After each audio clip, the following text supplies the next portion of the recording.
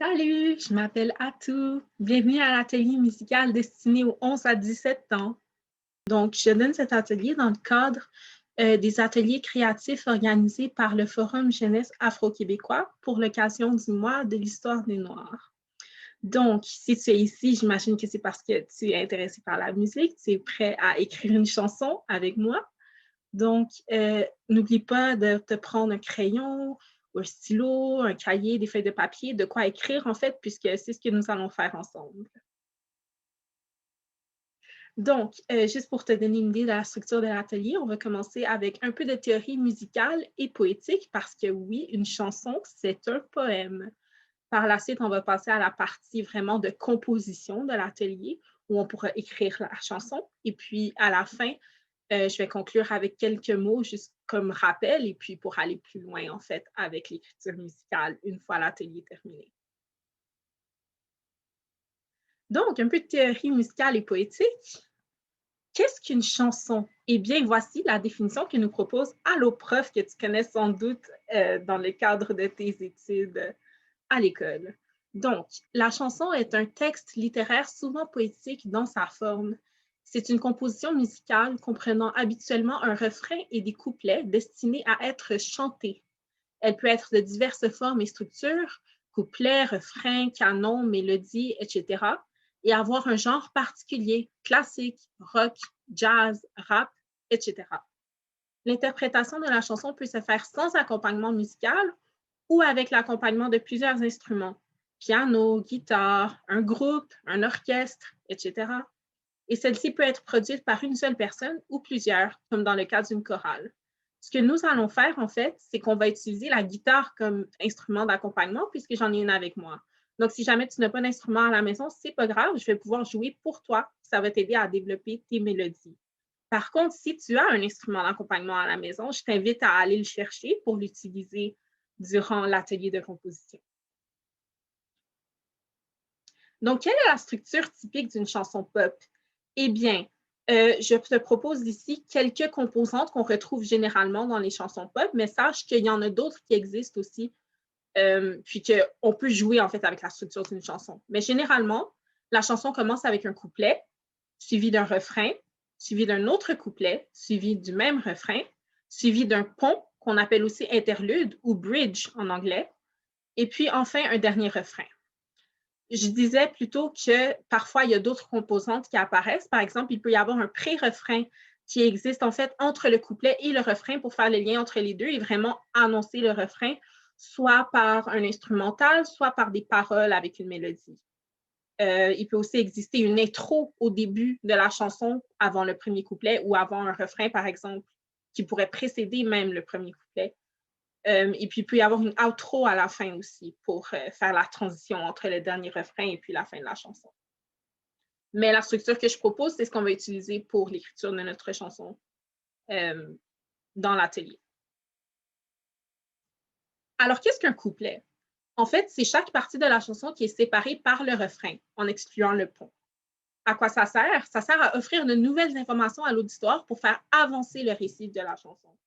Par exemple, le premier couplet peut venir poser la situation initiale. Pense au schéma narratif dont tu as sans doute entendu parler dans tes cours de français.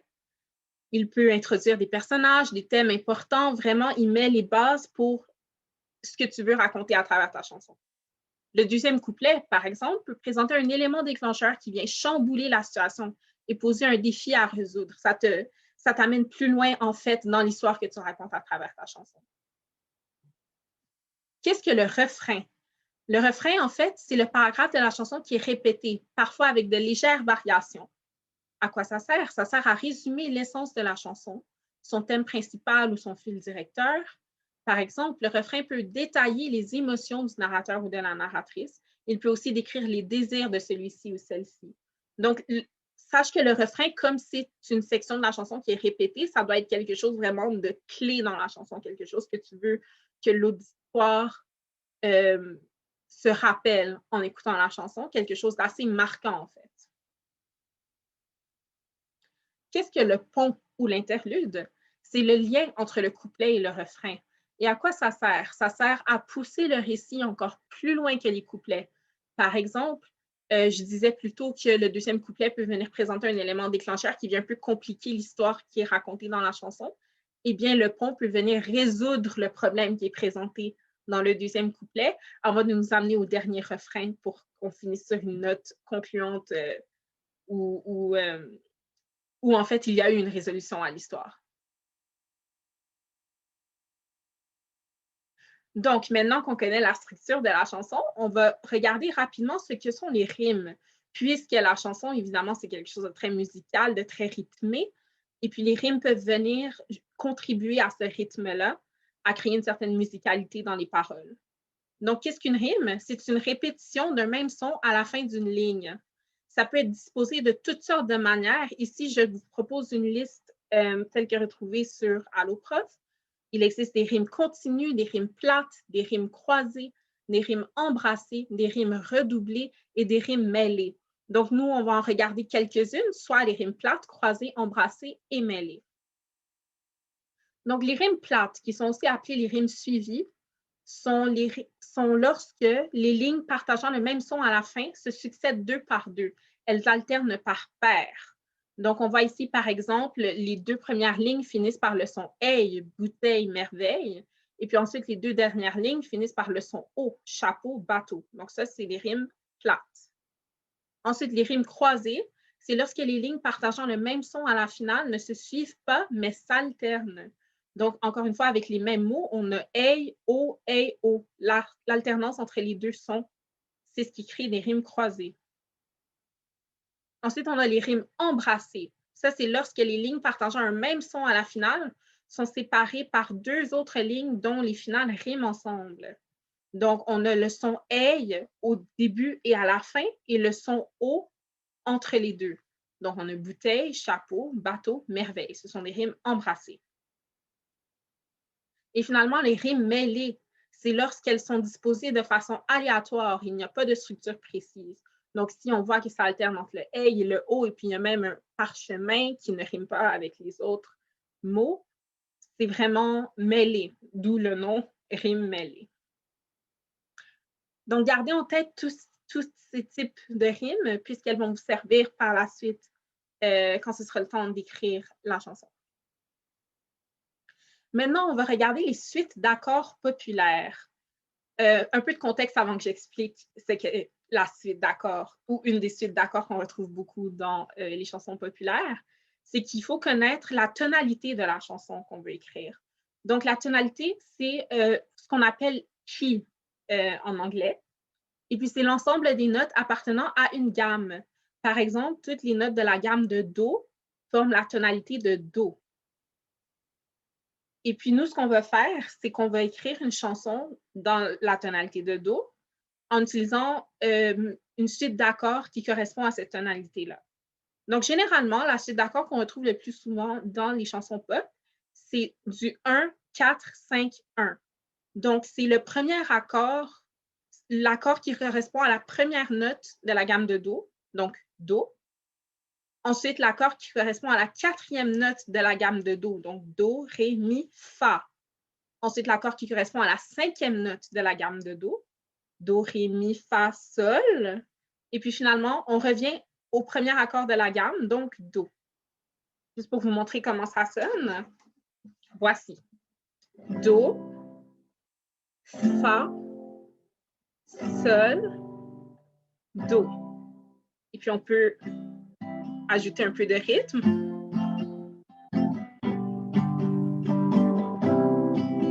Et voilà, on a une suite d'accords. 1, 4, 5, 1. Et donc, la suite d'accords est répétée quelques fois à l'intérieur de chaque section de la chanson. Sa vitesse peut varier d'une section à l'autre. C'est ce que je vais vous montrer. Donc ici, j'ai indiqué que la chanson peut être jouée, ou la suite d'accords plutôt peut être jouée en time, en double time ou en half time, ce qui se traduit comme étant temps, double temps ou mi-temps. Alors, si par exemple je joue en time, ça veut dire que je choisis un rythme qui est considéré le rythme régulier, disons, de la suite d'accords. Donc,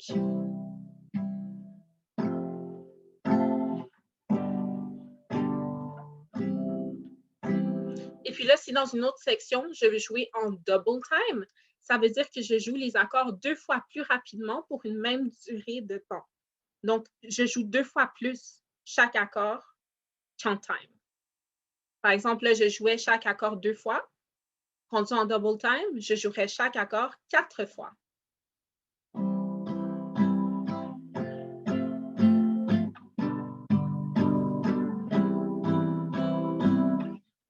Voilà le double time. Ensuite, le half time, c'est l'inverse. Plutôt que jouer chaque accord 2 fois dans une durée donnée, je joue chaque accord une seule fois, ce qui ralentit en fait la suite d'accords.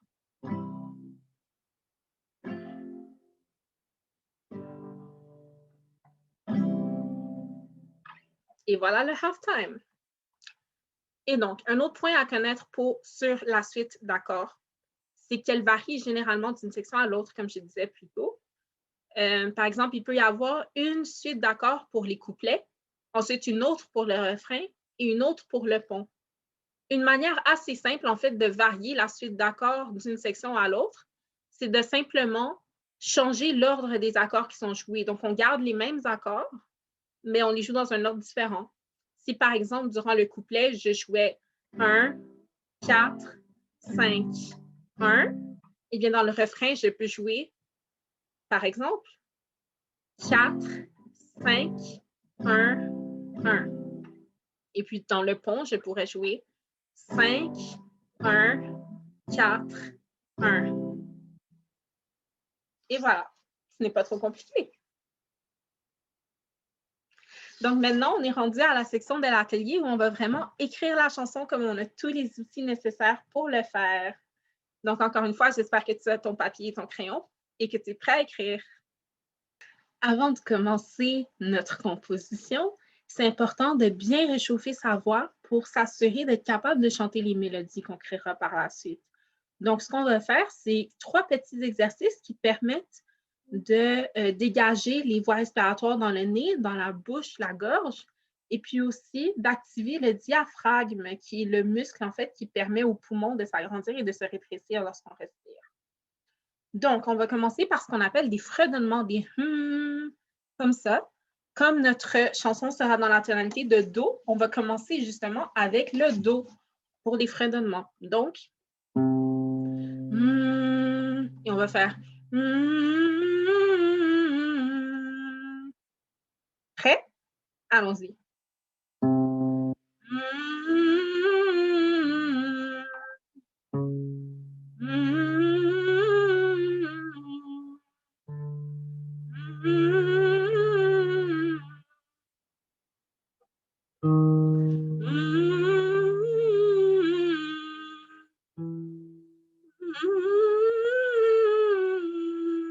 Et on descend.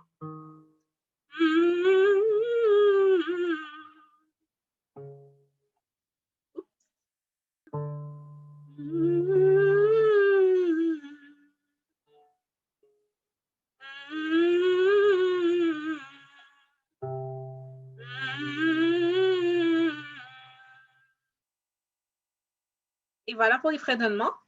Quand on chante, c'est important aussi de s'assurer que le son vient vraiment du centre du corps, donc d'ici, du diaphragme, justement. Il ne faut pas respirer que par la gorge, mais il faut vraiment que la respiration vienne de plus loin. Donc là, on est rendu au Ma. Cette fois-ci, on va commencer par le Do dièse pour graduellement monter dans, dans le registre.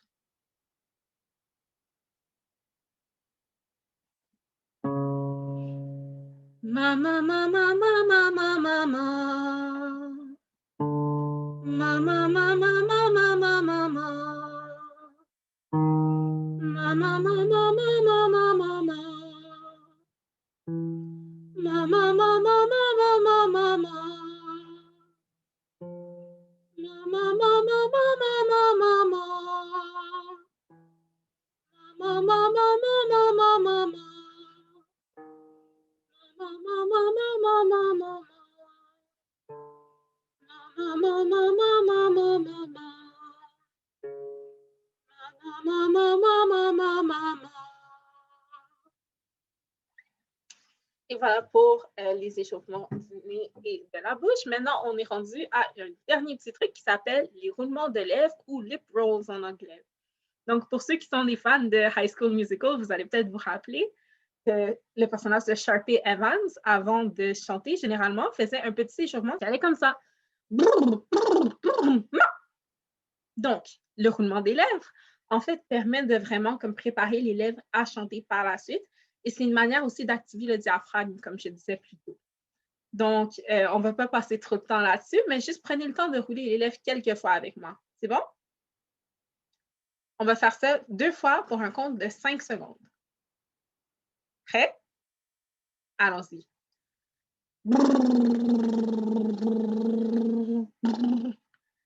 Vous pouvez voir, c'est pas facile. C'est important de ne pas rire en le faisant parce que sinon, ça devient difficile de tenir le roulement de lèvres longtemps. On refait ça.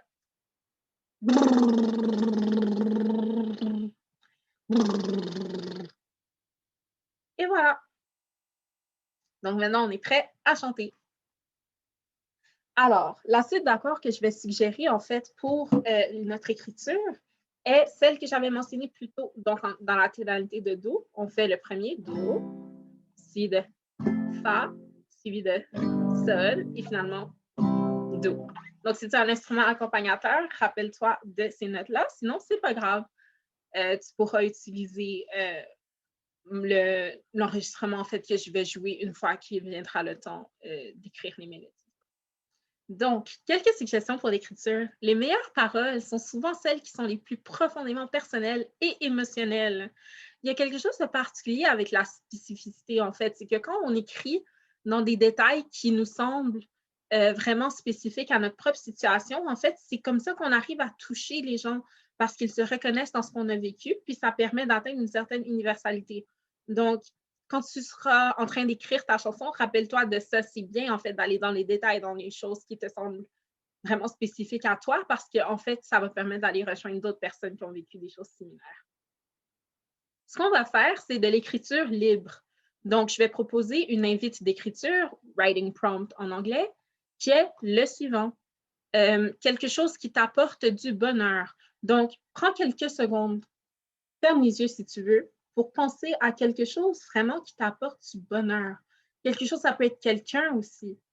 Vraiment quelque chose qui te fait sourire, qui te donne chaud au cœur, qui te donne du plaisir aussi. Ça peut être aussi simple que la musique, comme tu es en train de participer à cet atelier. Et puis, la raison, en fait, pour laquelle je propose cette invite d'écriture, particulièrement durant le mois de l'histoire des Noirs, c'est parce que c'est vraiment un mois de célébration des personnes noires.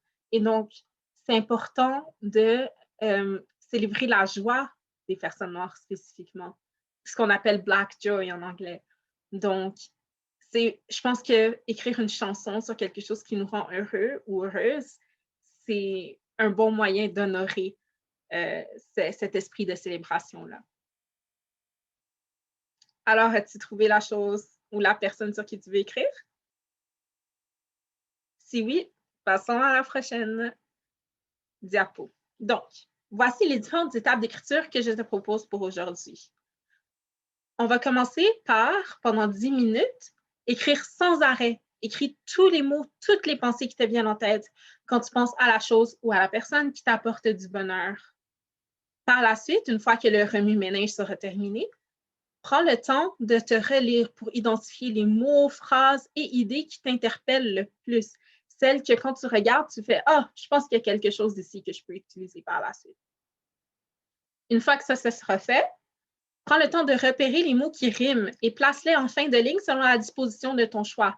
Te rappelles-tu les dispositions de rimes qu'on a vues plus tôt? Bien, celles que je te propose, c'est les rimes plates et les rimes croisées. Je vais les montrer encore une fois un peu plus tard si jamais tu as oublié lesquelles elles sont. Et par la suite, ce qu'il faudra faire, c'est construire le reste des lignes autour de ces mots en faisant de ton mieux pour arriver à un nombre de pas, c'est comme ça qu'on appelle les syllabes en poésie ou en chanson, à peu près constant dans chaque section de la chanson. Refrain et pont. Donc, par exemple, pour chacune des lignes du couplet, tu vas avoir à peu près le même nombre de syllabes. Ensuite, pour chaque ligne du refrain, même chose, et pour chaque ligne du pont, même chose. Écris environ 4 lignes par section. C'est l'objectif que je te donne, mais ça peut être plus, ça peut être moins, c'est toi qui décides. Une fois que tu as une ébauche pour tes paroles, donc une fois que tu as une première version, essaie de les chanter par-dessus la suite d'accords jusqu'à ce que tu découvres une mélodie qui te plaît. C'est à ce moment-là que moi, je vais jouer la suite d'accords que je te propose pour que tu puisses penser à ta propre mélodie. Mais si jamais tu as ton propre instrument que tu veux jouer de ton côté, n'hésite pas à le faire. Et finalement, voilà, tu auras une première version de ta chanson. Prêt? Alors, on va commencer par les 10 minutes d'écriture sans arrêt. Encore une fois, tout ce qui te vient en tête, n'importe quel mot, vas-y.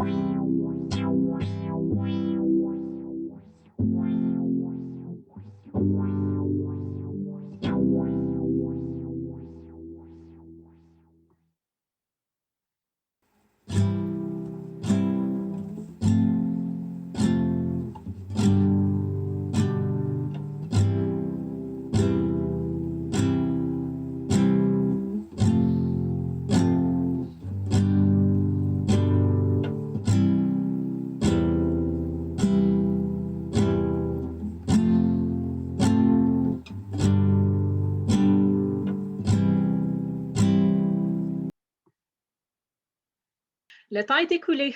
Donc, maintenant que les 10 minutes d'écriture sont finies, prends le temps de te relire pour identifier les mots, phrases et idées qui t'interpellent le plus. Et puis, une fois que ça se sera fait, repère les mots qui riment et place-les en fin de ligne selon la disposition de ton choix.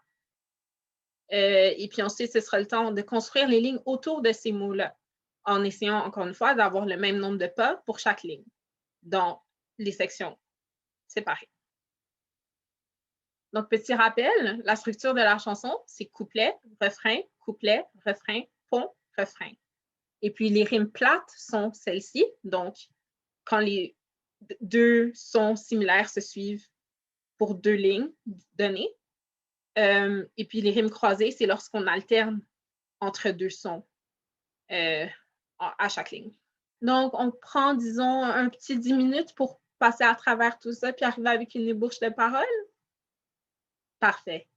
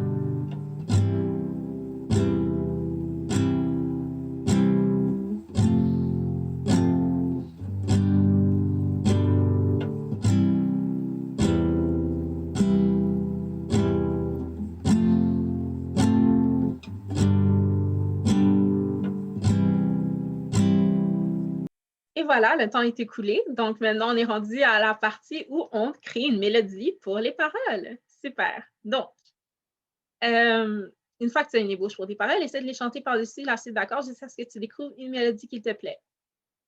Donc, comme pour tel que promis, je vais jouer les accords. Et puis, n'aie pas peur aussi, si tu as ton instrument de ton côté, d'être un peu créatif dans la manière dont tu joues les accords. Donc, comme je t'ai dit plus tôt, tu peux jouer en time.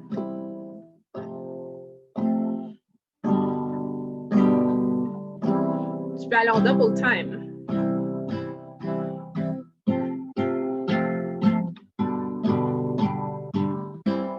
Et puis, tu peux aller en half time.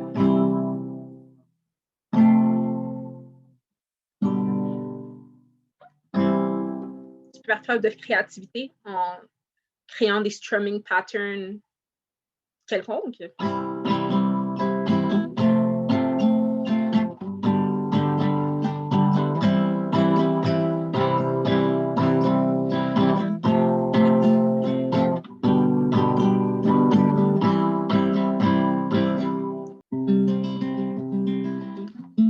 Ça ici, c'est des arpèges.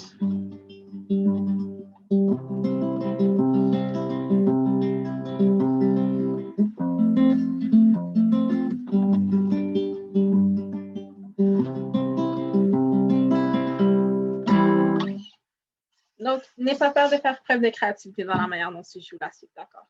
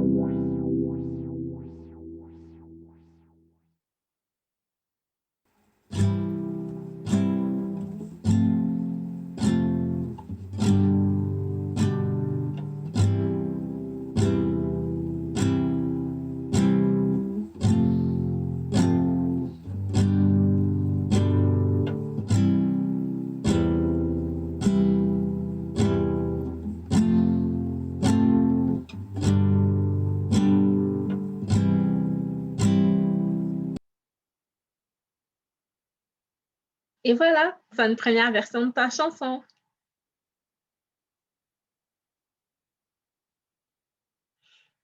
Donc, pour finir, si l'atelier t'a plu, continue à écrire un peu tous les jours et à expérimenter avec diverses suites d'accords et de mélodies. Essaie aussi de jouer ta chanson dans différents genres musicaux, comme on l'a dit plus tôt. Il y a le rap, le jazz, le rock, le classique, il y a plein d'autres R&B. N'hésite pas vraiment, comme expérimente. Et une fois que tu maîtriseras les bases de l'écriture musicale, tu pourras t'éloigner de plus en plus de la structure typique d'une chanson. Par exemple, j'avais mentionné plus tôt que tu peux ajouter des pré-refrains, tu peux ajouter une intro, une outro, tu peux même mettre un solo de l'instrument quelconque si jamais ton joue. N'hésite pas. Continue à explorer ce que tu as écrit aujourd'hui. Peut-être que tu en feras une chanson complète. Peut-être aussi que tu le laisseras de côté pour un moment et il reviendra plus tard. Peut-être trouvera-t-il sa place dans un de tes futurs projets, comme un morceau de casse-tête manquant. Mais ne jette pas ce que tu as écrit. Et une fois que tu es fier de ta chanson, concentre-toi sur la performance. Infuse chaque ligne de sens. Joue avec les inflexions de ta voix, la forme de tes lèvres quand tu chantes. Laisse-toi prendre par l'émotion. Surtout, amuse-toi. Et le processus d'écriture ne se termine jamais. Parfois des mois ou même des années après avoir écrit une chanson pour la première fois, il nous vient de nouvelles idées pour la réinventer. Enfin, si jamais tu veux faire d'autres ateliers sur l'écriture de chansons, mais je te conseille la série d'ateliers d'écriture de chansons du Centre national des arts avec Ayla Barker. C'est en anglais, mais c'est très utile si jamais c'est une langue dans laquelle tu te sens à l'aise d'apprendre. Et puis aussi, si jamais tu es vraiment passionné de chansons puis tu veux vraiment comme avoir une formation pour ça, eh bien, sache qu'il y a une école nationale de la chanson au Québec, plus précisément au Cégep de Granby. C'est un programme de 10 mois, donc un peu moins d'un an. Puis c'est ça. Finalement, si jamais tu veux partager ta chanson avec moi ou que tu as des questions, n'hésite pas à me contacter par courriel à l'adresse à l'écran ou encore à me suivre sur Instagram ou Twitter si jamais tu veux rester à l'affût de mes futurs projets. Donc, merci beaucoup pour ta participation. J'espère que tu as aimé l'atelier et continue à écrire.